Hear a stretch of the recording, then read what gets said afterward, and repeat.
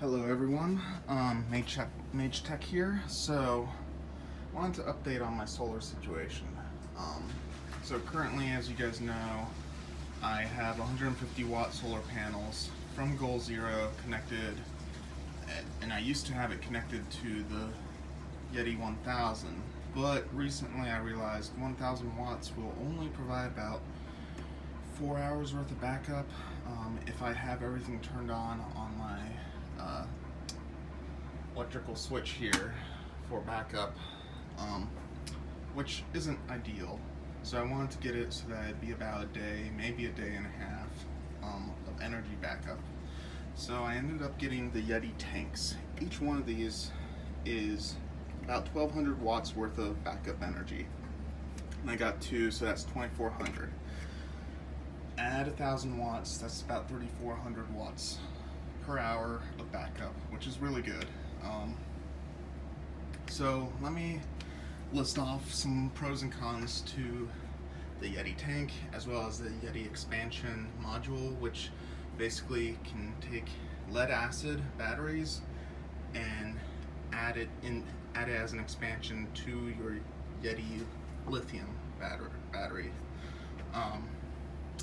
So what happens is that these will interconnect. I don't know if you can see the cord here, but they'll connect up, and then come over behind, and right here you see where my finger is, they connect to the expansion slot.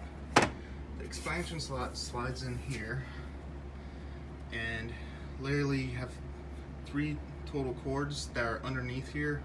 They plug in, and they do specify do not reverse the polarity, otherwise you could harm it, which I imagine some of the bad reviews, these people weren't paying attention to the polarity. So one person said it started smoking. Well, you do that, that could potentially happen, I guess. So the goods and bads about this. The good thing is the lead acid actually discharges by charging the Yeti 1000.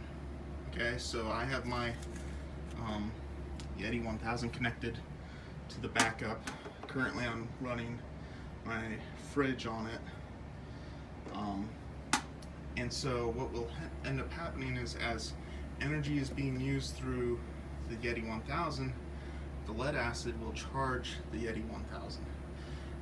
What I have noticed is that it only goes up to 95% charge. It never hits 100%, which, give or take, that's good or bad.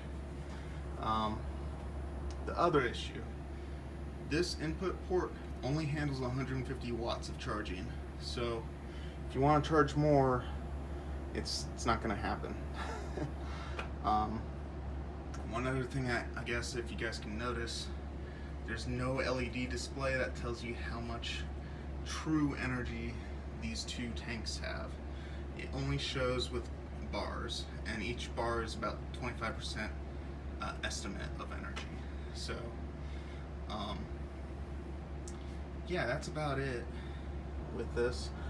I think it's a great, cheaper way of giving yourself more energy without having to do a bigger Yeti like 3000, because the Yeti 3000 is about $3,000.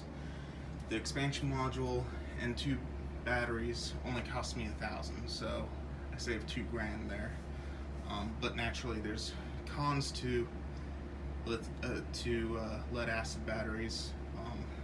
They can't be discharged past, I think, 50% if you want to keep them healthy. Various other things that can occur with lead acid.